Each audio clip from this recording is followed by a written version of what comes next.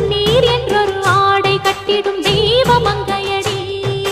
தையம் தீயம் தக்கு தீயம் தக்கு தையம் தீயம் தக்கு தீயம் தக்கு தையம் தீயம் தக்கு தீயம் தக்கு தையம் தீயம் தக்கு தீயம் தக்கு தை பொங்கலும்